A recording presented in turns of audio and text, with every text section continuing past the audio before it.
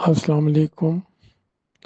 It is really grief and sorrow for all the nation what we have seen. The death toll increased more than that of 260 during this present calamity. It is very sad for all of our nation.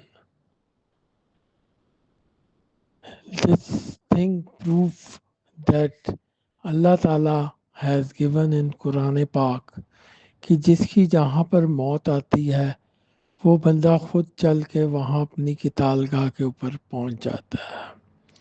اب آپ دیکھیں کہ اس death toll میں کچھ لوگ لودھراں سے آئے ہوئے تھے، ایک فیملی جس میں ڈاکٹرز تھے۔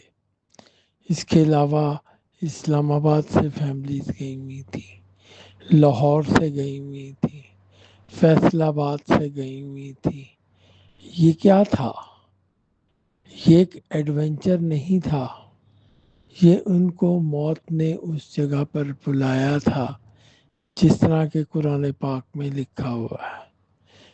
اسے آپ دیکھیں کہ یہ پچھلے 50 سال میں اس کا ریکارڈ نہیں ملتا کہ کبھی اس جگہ پر گلگت بلتستان میں اتنا بڑا سیلاب آیا ہو، یا یہ آپ کے سوات کے علاقے میں اتنا بڑا سیلاب آیا ہو جس کے بیچ میں اتنے لوگوں کی ہلاکت ہوئی، which is very sad۔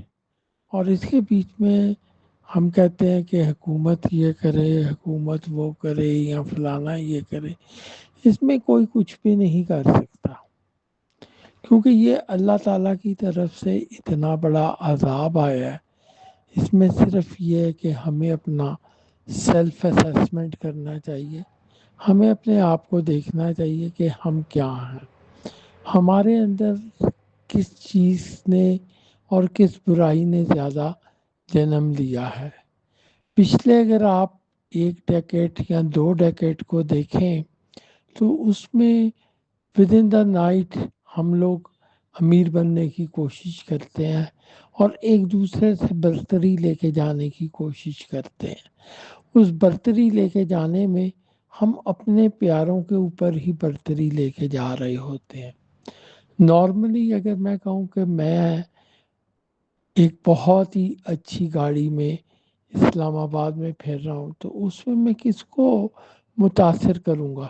صرف اپنے جاننے والوں کو۔ یہی اگر میں کراچی میں پھر رہا ہوں یا لاہور میں جہاں میرا کوئی جاننے والا نہیں ہے تو کوئی نہ مجھ سے جلے گا اور نہ ہی کوئی میرے سے امپریس ہوگا۔ اصل بات یہ ہے کہ ہم لوگ صرف اپنے جو قریب کے لوگ ہیں انہی کو ہی سپرسیڈ کرنے کی کوشش کر رہے ہوتے ہیں۔ اس میں بہت سی نظریں ہمارے ساتھ لگ جاتی ہیں، اور قرآن پاک میں لکھا ہوا ہے کہ بیڈ آئی جون سی ہے وہ کسی کی کسی جگہ پر بھی لگ جاتی ہے، اور بیڈ آئی جون سی ہے نظر بد اونٹ کو ہانڈی میں ڈال دیتی ہے۔ اب کئی دفعہ ہم اپنا یہ نہیں سوچتے کہ ہم اپنے کتنے قریبی لوگوں کو اس میں جلا رہے ہیں، کہ ہم ناردرن ایریا جا رہے ہیں، ہم فلانی جگہ جا رہے ہیں، تو اس میں جو ہمارے غریب رشتہ دار ہیں ان کے بیچ میں کتنی مزریز ڈیولپ ہوتی ہیں، وہ لوگ کتنا زیادہ پریشان ہوتے ہیں اس چیز سے، جن کے پاس وسائل نہیں کہ ہم اس جگہ پر نہیں پہنچ سکتے۔ تو میری گزارش یہ ہے کہ اگر ہم اس چیز سے بھی بچنا شروع کر دیں اور ہم لوگوں کو بتائے بغیر آنا شروع کر دیں کہ ہم فلانی جگہ جا رہے ہیں، اور وہاں سے سیلفیاں بنا کے ان بیچارے غریب لوگوں کو ہم بھیج کر اور زیادہ ہم ان کو اس تکلیف میں مبتلا کرتے ہیں کہ ہم کیا نام لیتے ہیں فلانی جگہ پر انجوائے کر رہے ہیں۔ دوسرا یہ کہ ہمیں ہر وقت اللہ تعالیٰ سے توبہ استغفار کرتے رہنا چاہیے کہ اللہ تعالیٰ ہمیں برے وقت، برے دن اور برے گھڑی سے ہمیں بچائے۔ کسی وقت بھی کوئی بات ہماری اللہ کو بری لگ جاتی ہے جس کی بیچ میں انسان پکڑ میں آ جاتا ہے۔ اب میں یہ کہوں گا کہ اتنے نقصان کے بیچ میں آپ سڈنلی جس طرح پانی آ رہا ہے، اس میں گورنمنٹ کسی کے لیے کچھ نہیں کر سکتی۔ یہ انسان کو خود اپنے پریکاشنری میئرز کو دیکھنا چاہیے رادر دین ایڈوینچرز، کہ ہم کتنے جگہ پر جا سکتے ہیں اس موسم میں، کتنے نہیں۔ اب سوات میں اگر آپ دیکھیں تو تقریباً 15-20 دن پہلے 14 لوگ سیالکوٹ کے جو تھے ان کی ڈیتھ ہو گئی، اور اس کے بیچ میں وہ خود اپنا غلطی کر کے ایک ایسے چھوٹے سے جزیرے کے اوپر گئے جس میں وہ پانی پہ چل کے گئے، اور اس کے بیچ میں ایٹ اینی ٹائم پانی جون سا ہے فلڈ کوڈ ہیو رش، اور وہ جو چیز اس کے سامنے آتی ہے اس کو ختم کر دیتا ہے۔ اس میں سے صرف 4 لوگوں کو بمشکل وہاں کے ایک لوکل آدمی نے ریسکیو کیا۔ باقی یہ ہے کہ اگر آپ اس کو دیکھیں تو بزرگوں نے کہا ہے آگ، پانی اور بجلی سے آپ مذاق نہ کریں۔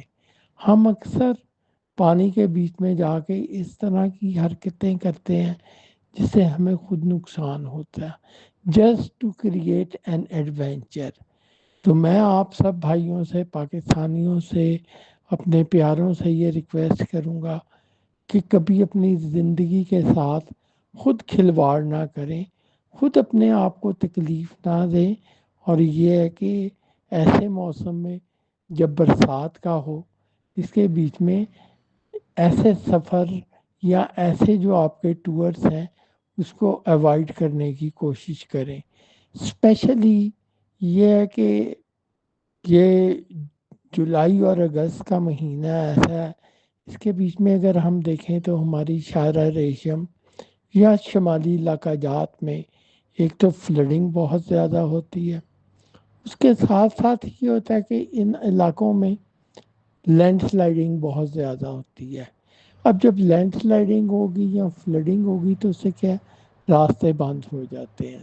نارملی ہم جب جاتے ہیں کسی سیر کرنے والے علاقے میں تو ہم اپنے ساتھ ایک لمیٹڈ سا پیسہ اور ریسورسز لے کے جا رہے ہوتے ہیں۔ وہاں جا کے ہمیں نہیں پتہ کہ کس وقت لینڈ سلائڈنگ ہو جائے، تو بہت سے لوگوں کو دیکھا گیا ہے کہ وہاں جا کے خواتین اپنا زیور بیچ بیچ کے اور اپنے دوسرے سامان کو بیچ کے، گھڑیاں وغیرہ، تو وہ جو باقی کے دن ہیں جہاں پر وہ رہتے ہیں تو وہ ان کے لیے زیادہ نقصان دہ ہے، کیونکہ جیسے ہی سامان نہیں پہنچے گا اس جگہ پر تو لوکل ایریے میں جو سامان کی قیمت ہے، جس تو جب سامان کی رسد کم ہوگی تو لوکل ایریے میں خود بخود سامان کی قیمت بڑھ جائے گی۔ اس لیے میرے پیارے ہم وطنوں، میرے پیارے پاکستانیوں، میں آپ سے ریکویسٹ کرتا ہوں کہ خدا را ایسے موسم میں اپنے آپ کو بچائیں اور ایوائڈ کریں۔